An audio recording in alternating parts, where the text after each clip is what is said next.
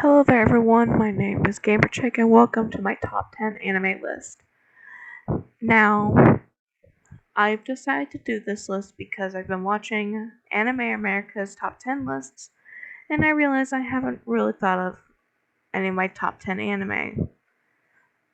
Over time, I have watched a total of 108 anime and it's really hard to choose which one's my favorite, like number one wise. However, I managed to pull through and make my favorite top 10. If you want to do like a top 20 or top 50 even, please let me know in the comments. Now to get started, number 10 will be Soul Eater. Soul Eater was my gateway anime, and for those who don't know, gateway anime means that anime is the one that got you into anime.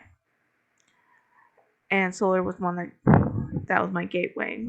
Whenever I rewatch it, I just get nostalgic. It's a very good anime and a perfect one to watch, and one of the perfect ones to watch for a spooky season. In my opinion, though, the only things I could say that I didn't like were that towards the end, the ending was confusing and disappointing. There was just a bunch of plot holes in the logic of it, and I didn't like Maka at all. I know there are people who really like her, I just don't like her at all. Number 9 would be Death Note. Death Note managed to put me on the edge of my seat every episode. The cat and mouse game between L and Light is very thrilling to watch, and I always have questions every episode. It's very shocking, thrilling, and just amazing to watch. I can't say much though for the second half of the anime. The ending is just very disappointing as well as Soul Eaters. I didn't like how they found out that Light was Kira, and how they did it was that they basically just switched the notebooks. I did not like that at all, and when Elle died, I was just wondering how on earth they were able to catch Light, and that's what I get. Shocker. Number 8 is Happy Sugar Life. It is by far my favorite psychological horror anime. It is very disturbing and deals with nice subjects such as domestic violence, murder, sexual assault, etc.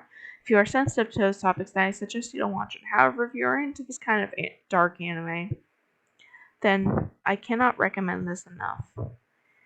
It's really dark and creepy, and it even gets me paranoid at times. Number 7 is The Disastrous Life of Psyche K. Disastrous Life of Psyche K is my favorite slice of life by far. The comedy is never ending, and there are plenty of moments that'll just make you go, what the fuck? I know every episode, at least at one point, I'm like, what the fuck? It's still an enjoyable anime to see Psyche try his best to get away from these people, and to just hide the fact that he is a psychic. But in the end, it's just inevitable at that point. Number 6, I could hear the comments already. Beastars. Beastars is one of my favorite drama anime of all time. I'm actually not quite sure how to feel about the ending of season 2.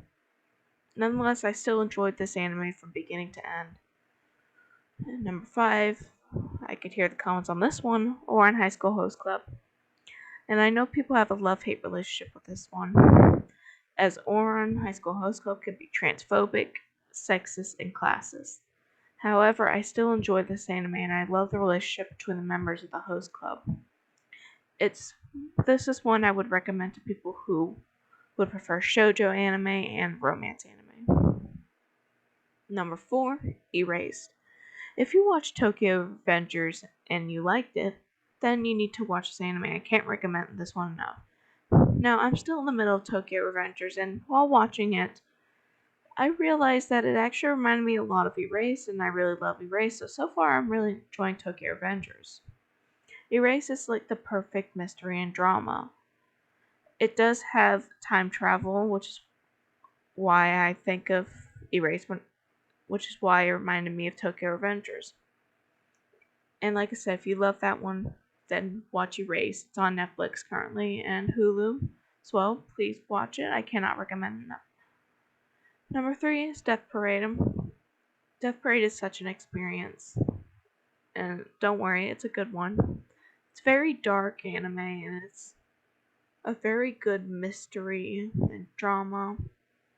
The opening is catchy but misleading, and I cannot recommend any of these animes enough. Any of this anime that I've listed, I can't recommend enough. It's really good. Number 2 is Demon Slayer.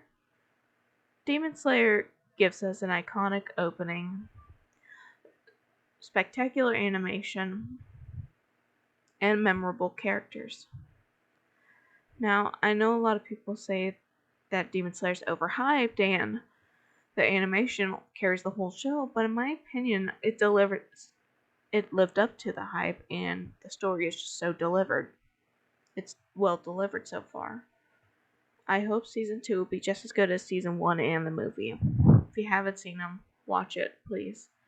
Now, number 1 is Keep Your Hand Off Isaac-kun. It's very creative and also gave one of the most iconic openings I have ever seen. Isaac-kun shows the creative imagination of creating an anime when it comes to the storyboard, animating, and designs of characters, backgrounds, etc.